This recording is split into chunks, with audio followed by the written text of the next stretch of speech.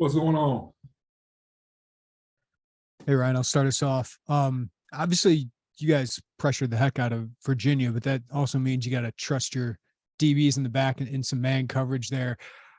What makes Spoon and Quan especially so good in that and gives you so much trust in those guys? Yeah, I just like their attention to detail and consistency with which they play. Their techniques allows them to have success. Snap in, snap out from a man coverage standpoint. They pay attention to splits and formations and kind of have an idea of what type of routes they're going to get. And as a result, I think they've been able to play consistently. So it allows us to be a little more aggressive. What was the difference in you guys just being able to bring down the quarterback? Obviously, put a lot of pressure on Indiana, but to actually bring him down, what was the key to that?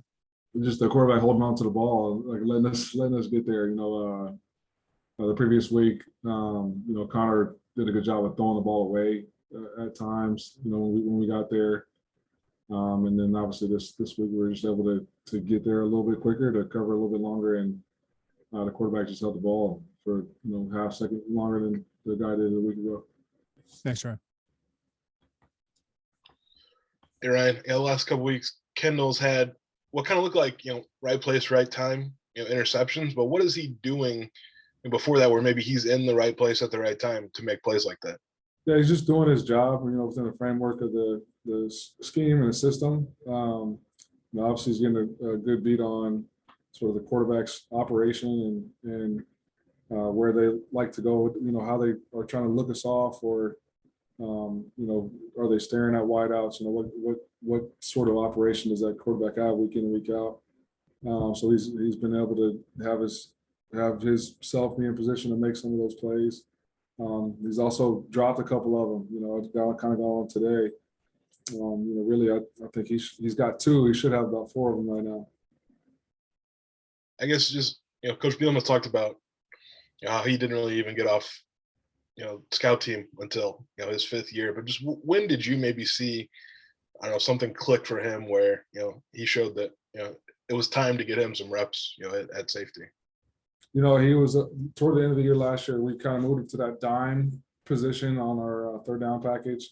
Just a bigger body, bigger guy, and was covering well in the slot. With slot receivers or with tight ends. He made a couple plays in that Iowa game last year in our third down package, and just with his size and his physical skill set, coupled with his mental aptitude for a game, I thought maybe moving him to safety would be a good idea, and I'm glad we did, and glad that he was open to it, because I think his best ball is still ahead of him. Thank you. Ryan, maybe related to what Jeremy asked about, but Tony Elliott, leading up to the game last week, mentioned something about not a lot of teams are doing a lot of man, or maybe as much man as you guys are. What allows you to do so much of it and be effective? Is it your philosophy about it? Is it the personnel? I think it's both. I think any scheme out there, you've got to be able to teach it and understand what the strengths and weaknesses of those schemes are, and address those things. And at the same time, you got to have players that are capable of running said scheme. And so I think there's a combination of both there.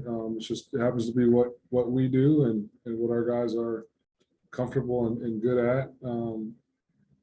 And they're playing fast and are coming up with answers in games to certain splits or stacks or bunches and things like that. So, really pleased with how they played Saturday, and we'll continue to get better.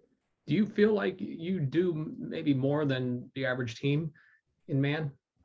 I'm not so sure. I don't spend a lot of time studying other teams' schemes. I just think how we're structuring what we do is kind of unique to us.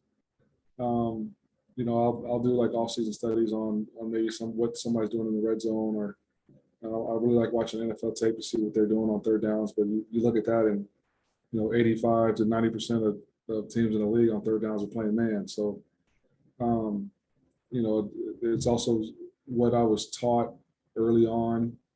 A lot lot of times, especially secondary guys will say, like, if you see the quarterback throw the ball, you're probably gonna see it caught as well. Just basically saying, like, if you want tight windows, you play man coverage. And our guys have really embraced that mentality. Like, it is a mentally challenging thing to be able to play man coverage, snap in, snap out as much as we do. Just because it's pretty easy to see if you're successful or not from play to play, because everybody in the stands can tell you who you're responsible for. You know what I mean? But our guys do a good job of when we're not in man of disguising and making it look like we are. And I think they're just operating at an efficient level right now. Thank you. Hi, Coach. Three really intriguing freshmen, Gabe Ackus, the corner, Tyson Rooks. Tyson Rooks, right, and then Matthew Bailey in the back end there making plays. Any of this surprise you at all, or did you see this coming based on what they did in camp? No, it definitely wasn't surprising. They're out there for those three specifically are out there for a reason. It's because of what we've seen in practice and through fall camp. Gabe was a starter on our third down package week 1. You know what I mean? So obviously we saw some things there just in his one-on-one pass rush ability throughout practice, and Coach Kane's done a great job of catching him up to speed with the style with which we want him to play and the techniques with which we want him to play. And those guys are continuing to get better. There's still a lot of room for improvement there. But they are making plays for us, and we need them to do so in order to be the type of defense that I think we're capable of being. Another younger player, not a freshman, but Kenan Odeluga got more snaps. I think I counted 24, 25 snaps for him. Can we expect that to continue to go up? And are there specific situations that you're getting him on the field for? Yeah, he's another guy that has improved and definitely has some athletic ability and is explosive. And so again, we're just trying to get the right 11 in the right circumstances and the right situations in the game to give us a chance to be successful and hopefully win. And so, like, you saw him out there in those situations, and he was able to operate and perform at a high level, which in turn allowed him to make plays individually and allowed us to make plays as a unit, which in turn helped us, be in a winner circle as a team. Thank you. And then Ryan, I guess I know if you look at the Virginia game last week and the one the year before, how validating or nice was it to see that difference in outcome from one year to the next, if that makes sense? Yeah, obviously, like I'll be lying to you if I didn't say it was gratifying, right? They handed it to us pretty good last year, specifically through the air. They got a lot of talented players. They got guys that are rated pretty high across the country and at quarterback and at wide receiver. And I think our guys kind of took that as a challenge. And what I was probably most pleased with is nobody tried to do something outside of themselves or outside the framework of the scheme and the system. Everybody just kind of did their job and took it personal to do that at a high level. And obviously there's things to clean up. There's some plays we left out there and some things we need to be more detailed on. But from the start to the finish, I thought they played the game the right way. Thank you. Hey, Ryan, follow up on Tyson. I mean, he got snaps. I know some of those came in the fourth quarter a little bit there, but over some guys we'd seen in the first 2 games, like what has he done to put himself in that position to get those opportunities? Just his practice habits. We are big believers in practice habits become game day reality. And so if he's making plays in practice, you deserve to have a chance to be out there and gain some experience. And obviously you see his frame. He's every bit of 6'4" and can move like a corner. So I think his ceiling is very high. He's obviously has a lot of potential, but potential is a scary word. It just means you're not as good as you can be yet. And he's got a long ways to go in terms of that, but his ceiling is definitely high just because of his God-given ability. And he's been a guy that has embraced the process and wants to be good and wants to get better. And Coach Henry's done a good job of trying to catch him up to speed. Thanks, Ryan. Ryan, is CJ Hart somebody you've been able to move around a lot? I mean, it seems to me like you've had almost 3 of your quote unquote inside backers on the field a lot to, like you said, get your best 11 out there. Well, it depends on the package. He's playing a specific role for us right now. And it just depends on the call and the package we have out there, based on what personnel offensively is out there and what the situation is down distance wise.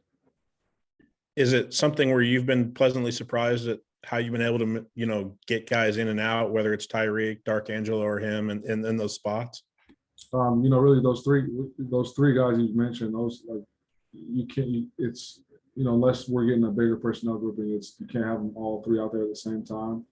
But they all three are deserving to be out there. So I think Coach Blues has a good rotation going with those three guys to allow the game to sort of flow, through them and allow them to stay fresh and play, at a high level. And they are playing really well, all three of those guys. And I can't ever tell, which combo of the three are out there because they all are very similar and are performing at a high level. Thanks, Ryan. Yep. I'll start us off here. Isaiah Williams, I know you wanted him back there at punt returner. Just what is he giving you there? What are your early impressions of him there? Well, I'll tell you, all through camp, in fact, every time he's been back there, he's been very impressive with what he can do, his agility, how well he moves, his vision. So I've been pretty excited about where he's at, and finally getting some returns going was a big plus to see him in a live game getting after it. So I've been really impressed with him, like I said, all through camp and especially Saturday. What's the key to more consistency out of Caleb in the kicking operation through 3 games? Yeah, and, but really for Caleb and for Hugh both. I mean, they're both. This is their first really time at getting time on the field and playing. And right now, I think for both of those guys, they're just kind of sorting through with their technique, where they're at, the timing of things. I feel like both of them, their consistency will improve as we get going. I know Caleb, this last game really just kind of jammed himself up on the one kick, the 43-yard or whatever that one was. But he's, I think practice-wise and where he's at, I think it's going to all start coming together here pretty quick. How do you handle a kicker that's struggling? Because the pressure of that is different than a lot of things in the sport, I would imagine. It is, and Caleb is very strong mentally as far as how he approaches a game. He can get rid of the last kick pretty quickly, which is really good. It's a trait you want to have as a kicker or punter. You don't ever want to be beat by the same kick. So where he's at in the mental state of mind, I have a lot of faith in him there. And again, just getting out on the field and then getting the consistent hit, that's just where we got to get to right now. And I think, where he is, like I said, I think we'll be getting there here pretty quick. Thanks, Sean. You bet. Hi, Coach. You're recruiting some high school specialists. That's what Twitter says anyway. So you got 85 scholarships to give, and maybe it's a question for Coach Bielema, but is there a particular philosophy on using scholarships on kickers and punters? Well, yeah, and that'll be a question I'll have to ask Coach Bielema. Right now, I am not in a recruiting capacity with the way this thing is set up, and Coach Miller is in that role. And so, any questions on recruiting and that stuff, you'll have to ask Coach. One thing's interesting to me is in the past, we've seen a lot of fair catches on kickoffs, not so much this year with kids bringing them back. Was that a focal point for the special teams?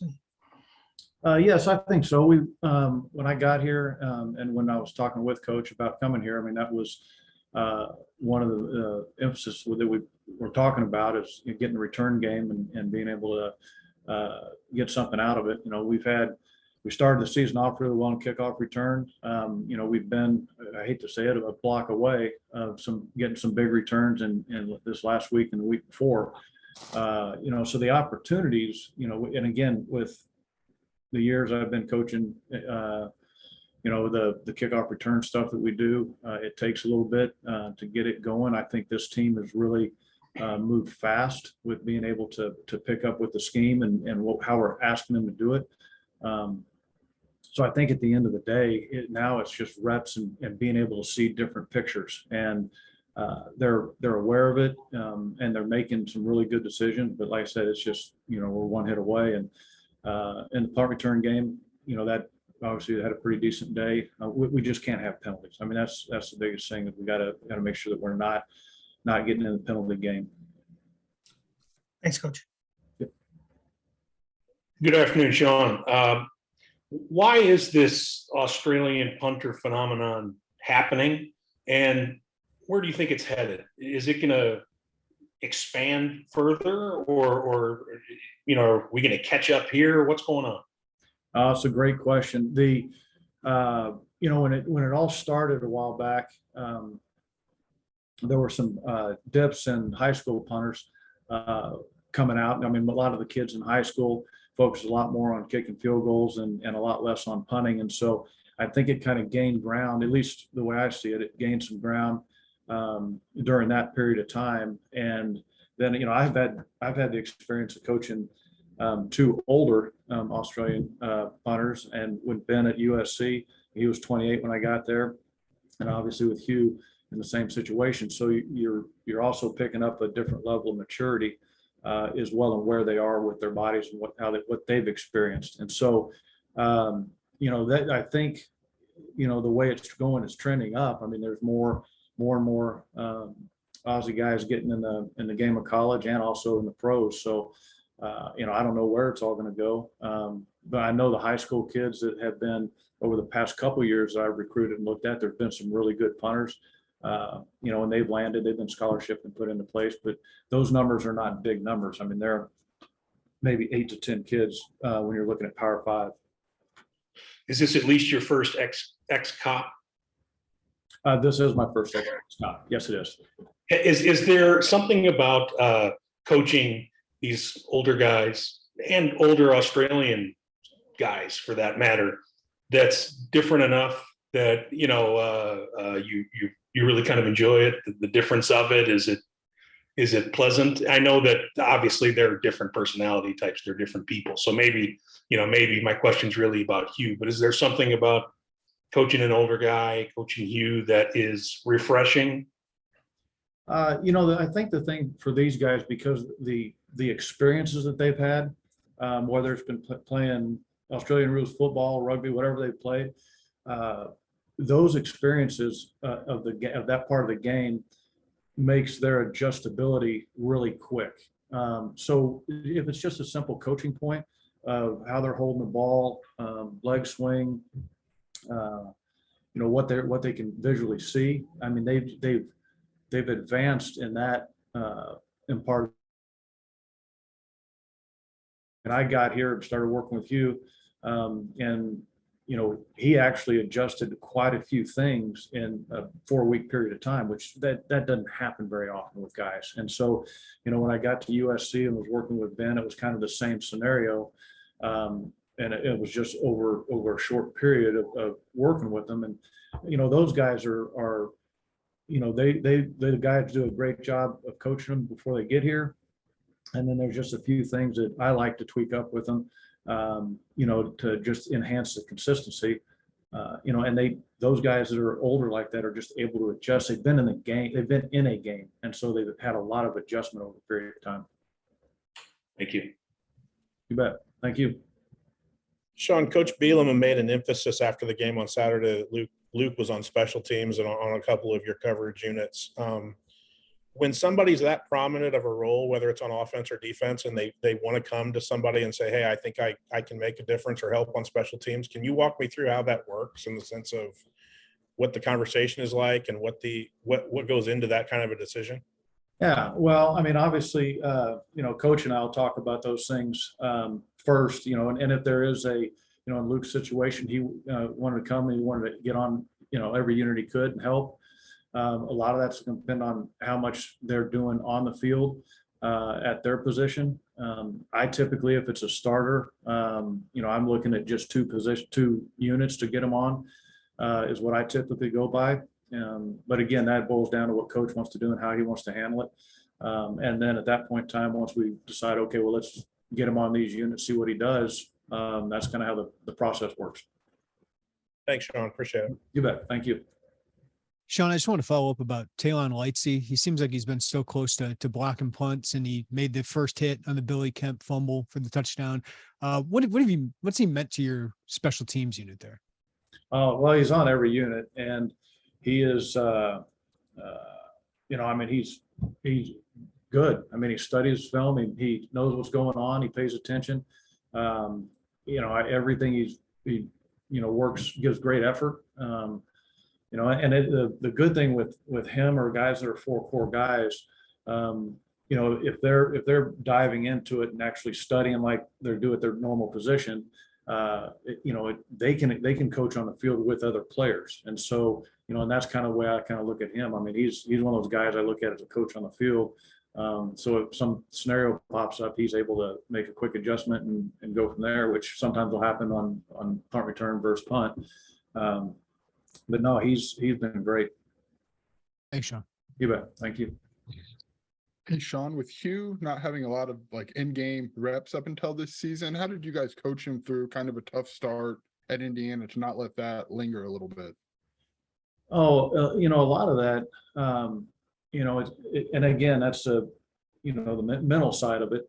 I always tell a guy, when he goes out on the field to clear his mind, be in the moment of what he's doing out there. And that's really what it's been. It's just be in the moment right now of what you're doing. You can think about the punt, when you're warming up and doing certain things, that's when you focus on how you're hitting the ball, how you're dropping the ball. But when you're in a live rep, when you're in a team rep, you go out and hit it and you clear your mind. And so that's the one thing that with him is just getting him into the habit of where he's clearing his mind and then moving on to the next one. Obviously, this is the first time he's had action since he's been here. So that's a little process we just got to get through. And like I said, I think he's in a great place. I mean, those bothered him, and which they should. And he's moved on past them now. So I expect, and it's like I told him, I mean, you're going to have a bad punt every now and then. That's just part of it. I mean, not everybody's 100%. So we're going to shoot for it, but let him go. Or do you think those were a mechanical thing, or was it something where he was just kind of in his head a little bit? No, they were both mechanical. I mean, understand he's gone. We've changed up some footwork with him and some body posture. And so he's been training a certain way for a long time. And now in 4 weeks, we've made some adjustments. And so, you get into these first couple of games where he's trying to feel the game and get a good sense of it. Well, he reverted back to a little bit of reverted back to where he was and a little bit of what he was doing now. And so it just got into a mechanical issue. Thanks, Sean. You bet. Thank you. All right.